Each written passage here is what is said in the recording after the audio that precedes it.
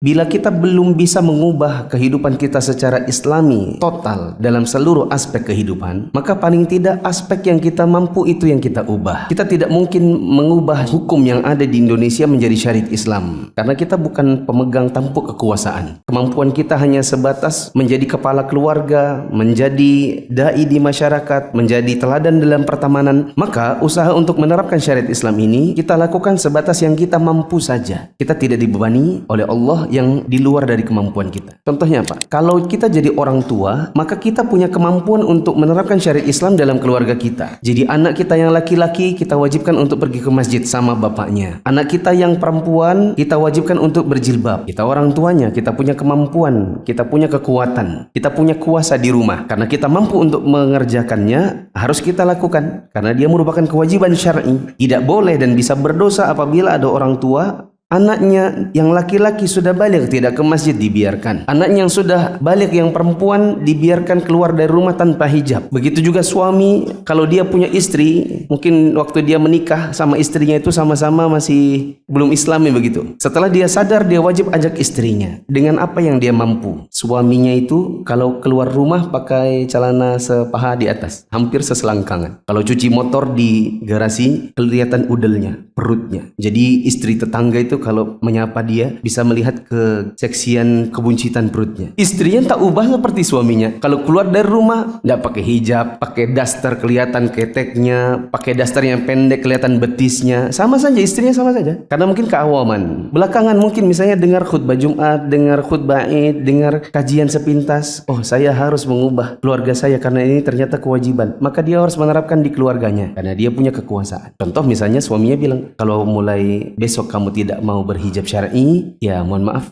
nafkah kita kurangi. Tidak ada bonus-bonus. Saya hanya tunaikan yang wajib saja. Bonusnya tidak ada. Apa bang bonusnya? Skincare? Mulai besok tidak ada lagi skincare. Karena saya baru sadar ternyata kamu kalau keluar dari rumah pamer kecantikan ke suami orang ya. Saya baru sadar sekarang. Ternyata cantikmu bukan buat saya seorang, tapi ternyata juga buat suami orang. Kalau tidak mau berhijab, nggak ada bonus. Kalau kamu berhijab, saya kasih bonus. Ini kemampuan kita untuk menerapkannya di keluarga. Kalau teman-teman misalnya punya usaha, jadi bos. Karena kita yang punya usaha, kita yang jadi bos, kita yang punya karyawan, maka kehidupan Islami ini wajib untuk kita terapkan. Karena kita yang punya kuasa. Contoh kita punya aturan, wajib sholat 5 waktu. Yang laki-laki wajib ke masjid. Yang perempuan wajib berhijab. Tadinya belum ada penerapan syariat seperti ini. Kemudian dia mulai menerapkan, panggil seluruh karyawan. Dia bilang, karena saya seorang muslim dan mayoritas dari kalian juga seorang muslim, maka saya mewajibkan untuk setiap yang muslimah untuk mulai hari esok berhijab datang ke kantor. Oh, tapi belum punya pak. Oke nih, semuanya kasih amplop satu-satu buat beli hijab langsung 2 set. Kalau perlu dibikinkan seragam. Tapi pak, kita ini kan toko bangunan, biar aja toko bangunan syar'i. Mulai besok jam 11.45 tutup, tidak ada pelayanan. Jadi 11.45 sampai ke jam 12 ini waktu pelayanan yang memang masih tersisa. Setelah itu apa? Kalian wajib makan siang, kemudian laki-laki wajib ke masjid. Karena kita yang bos, kita yang punya usaha, kita bisa terapkan. Itu yang namanya menerapkan usaha, menegakkan syariat Islam sesuai dengan yang kita mampu. Jangan ada yang berkata, padahal dia bosnya, dia yang punya usaha, dia bilang, oh no, saya kan tidak bisa mewajibkan karyawan saya. Bisa. Siapa bilang tidak bisa? Saya saja dulu punya dosen, ya beliau cukup islami ketimbang dosen-dosen yang lain. Beliau menerapkan kalau masuk kelas, maka mahasiswi di belakang, mahasiswa yang depan. Sedangkan dosen-dosen yang lain, mahasiswa itu boleh duduk silang-silang, tidak diperhatikan. Jadi kadang